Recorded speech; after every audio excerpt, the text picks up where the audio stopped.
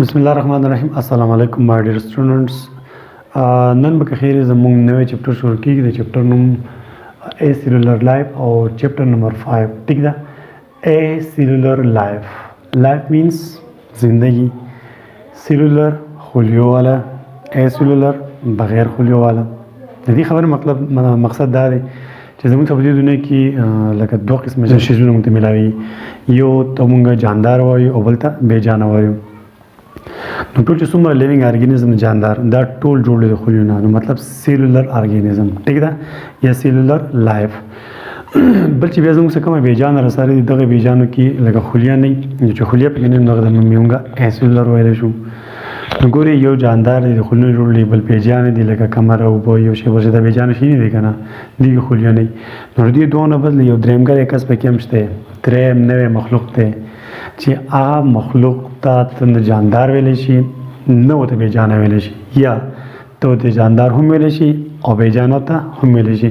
چې څنګه ته وایې هغه څوک دی؟ هغه دی وایرس. ټیک ده. وایرس زموږ سره یو داسې مخلوق دی، مخلوق به ورته ووایو، جاندار ورته نه شو ویلی، نه ورته بې جانه ویلی شو. بس داسې یو کریچر دی، الله پاک داسې یو څه شی پیدا کړلی چې دې کې د جاندار خصوصیت وي او د بې جانه خصوصیت پکې وي. انشاءالله په هغې به کې ځان خبره کوو چې دا جاندار ولې دی او دا بې جانه ولې دی. نو دا وایرس اصل کې بیسیکلی دلته اوس چې جاندار دی نو د خو تعلق به د بایولوژي سم پیدا کیږي. نو دا به په بایولوژي کې هم موږ سټډي کوو. نو د بایولوژي چې په کوم برانچ کې دا موږ سټډي کوو هغه برانچ ته موږ وایرالوژي وایو. مطلب دا دی چې اوس موږ نن وایرالوژي شروع کړه، د سټډي آف وایرس.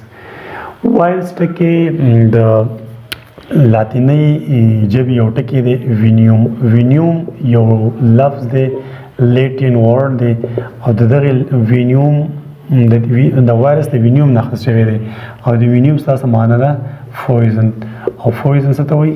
زهر. وایرس د سایز په باره کې به زه تاسو ته خبر وکړم. وایرس ډېر زیات ورکوټیسیس دی، ډېر زیات. لکه دا دومره وړوکی دی لکه فرض که اوله خو ته بکټیریا راواله، بکټیریا تاسو نشي لیدی، نو دا د بکټیریا نه 10 ګونه نه واله د 1000 ګونه پر ورکوټي کېدی شي. لکه وایرس دومره ورکوټي پارټیکل دی چې د بکټیریا نه هم د ورکوټي دی. د بکټیریا نه څومره وړوکی دی؟ کم از کم 10 ګونه به ترې وړوکی، او زیاده سے زیاده 1000 ګونه هم تاسو لکه بکټیریا نه وایرس ورکوټي کېدی شي. او د دې اکچوال چې کوم سایز دی هغه د 20 ننی میټر نه واخله د 250 ننی میټر پورې د دې سایز کېدی شي. بیا که د وایرس د شیپ په باره کې موږ خبرو کوو، د وایرس شیپ شکل هم ډفرنٹ ټایپ کېدی شي. ګوره د ګول شکل کېدی شي، د داسې راډ شیپ هم کېدی شي، راډ شیپ داسې، او د دې ټیټفول شیپ هم کېدی شي. کوم چې بیکټیریوفیج وایرس دی دغه باندې په خیر بیا خبره کوم، ټیټفول. ټیک ده.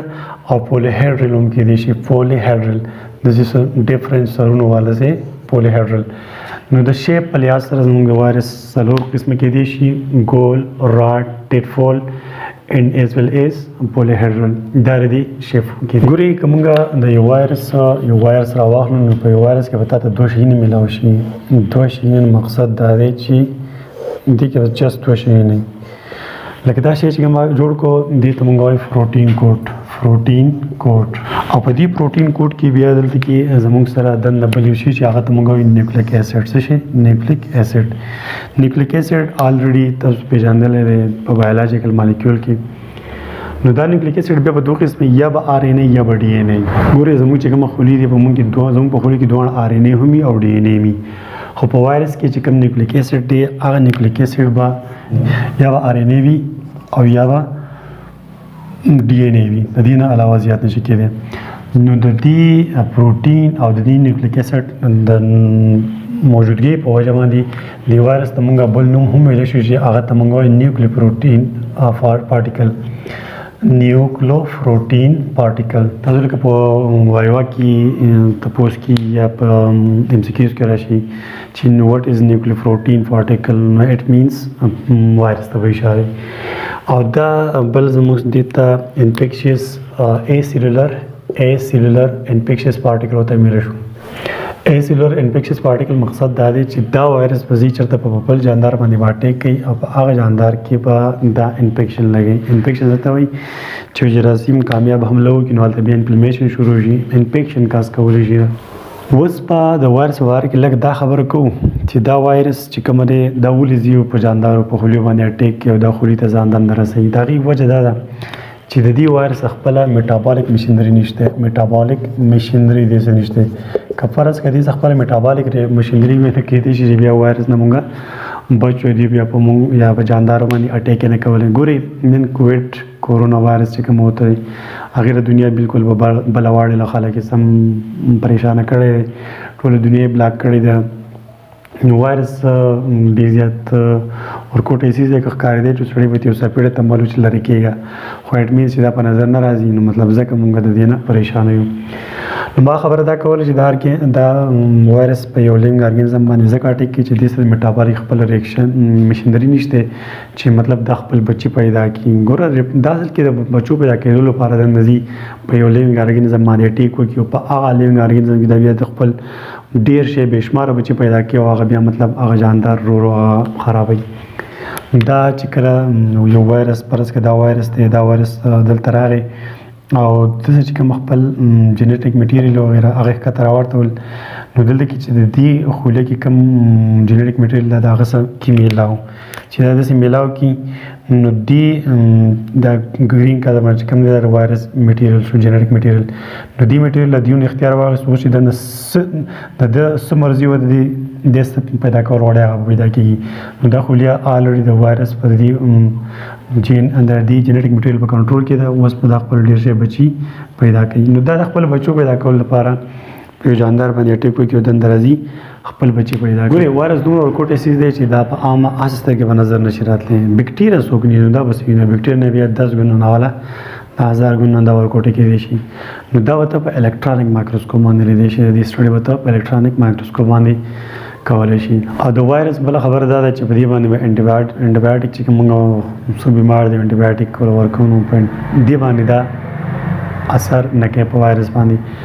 او که بیا هم ورته انټیبایوټیک ورکوي نو ګوره د امپلیمیشن کړلی چې امپلیمیشن ونکړو نو ستا یو ځای خراب شو نو مې بي چې بکټیریل انفیکشن هم وشي. نو که دغې څه بیا څوک انټیبایوټیک ورکړي نو ډزنټ میټر انټیبایوټیک ولا ورکولی شي. ښه جناب اوس موږ د وایرس د ډسکوري په باره کې خبر کوو. او ډسکوري اف وایرس ډسکوري مقصد دا دی چې لکه دریافت لکه دا وایرس د وخت نه الله پاک جوړ کړی دا شته وو په دنیا کې خو دا ولې پیر چا لیدلی او څنګه لیدلی او دې نه مخکې دا چاته پته نه وه نو چې دا کله ډسکور شوی هغه باره کې لږ خبر کوو. ګورئ د دې وایرس په ډسکور کولو کې د دې دوه کسانو هم یو سره سګرداشت دی لیوس پیسټیور او بل رابرټ کوچ.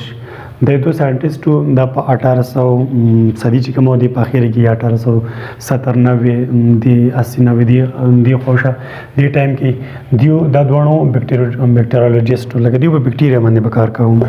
نو ګوري دلته کې دیو چې به کومه بیماری ولګېده نو دا بیماری ایجنټ یا چې بیماری به د چا نه لګېده نو هغه ایجنټ به معلومو چې لکه پلان کې بیماری د یو خاص جراثیم نه لګېدله دا به دوی معلوموله. نو بیا په دغه ټیم کې په اخره کې د 1800 صدي کې په اخره کې تمباکو پاڼه وه چې دغه تمباکو پاڼه کې یو قسم بیماری لګېده نو دغه بیماری دوی پریشانه کړه دا دواړه ساینټسټ دا رابرټ کوچ او دا لیوس پیسټیور دیو ایجنټ یا د دې تمباکو پاڼه کې چې کومه بیماری لګېده د دیو هغه ایجنټ دیو معلوم نه کوم. صحیح ده. نو دیو په دې باندې پریشانه شو. بهرحال دا خبره د دې نو بیا پاتې شوه. نو بیا په 1892 کې یو ساینټسټ راغی چې ایوناس کې نوم یو ایوناس کې داسې چلو کوم چې دا د تمباکو دا کومه پاڼې کې چې دا بیماری لګېدله دا پاڼه دوی راواخیسته او د دې نه جوس جوړ کړو جوس یې جوړ کړو او د دې نه جوړ کړو جوس ټیک ده دغه بیمارې پاڼې نه په کوم پاڼې کې چې بیماری د هغې نه څه شی جوړ کړو جوس. ها دا جوس دي اوس څه چلو کوله د فلټر پیپر نه پاس کړو لکه دا زموږ یو لوښی دی په دې لوښي کې ورته دا فلټر پیپر هغه داسې پیټ کړو دا فلټر پیپر دی ټیک ده او د دې فلټر پیپر نه چې کومه دا جوس دي چاڼ کړو دا جوس نو دا جوس بیا به دې راواخیسته او په دې روغه پاڼه پورې ومږل چې ومږل نو په دې پاڼه کې هغه بیماري ولګېده کومه چې په دې پاڼه کې وه. په دې خبر پوه شوئ. نو دې مطلب دا دی چې دا دومره زیات وړو چې هغه د فلټر پیپر نه پاس و. نو په دغه ټایم کې ورته بیا لکه وایرس نوم دی ورکړ زهریله فلویډ چې دی پورې وماغه. نو په 1892 کې دا وایرس اصل کې دی ایوناس کې ډسکور کړلی د دې په کې لږ څه کردار و هغې وجه دا ده چې هغه پریشانه شو باندې چېرې دا پاڼه بیماره ده د دې څوک یې جنډې ته بیماري څوک لګوي. نو هغوی دغه معلوم نه کړو خو بهرحال دوی ته یې لار اسانه کړه. یو ناس کې ته نو په 1892 کې هغه راغی دغه بیمارو پاڼو نه هغه جوس جوړ کړو. هغه جوس او فلټر کړو، هغه فلټر شوي جوس یې وړو او د تمباکو په روغه پاڼه پورې هغه ومږل، نو هغه پاڼه بیماره شوه. نو دوی ویل چې خامخا په دې کې دنده یو څیز شته چې هغه د پاڼه بیمارۍ. دا د وایرس ډسکوري په باره کې خبرې شوه. نو زه امید کوم چې تاسو د وایرس د انټروډکشن او د وایرس ډسکوري په باره کې څه نه څه خبرې وي په دې به تاسو پوه شئ. انشاءالله بیا به ملاقات کیږي په بل ټاپک کې. تھینک یو، الله حافظ.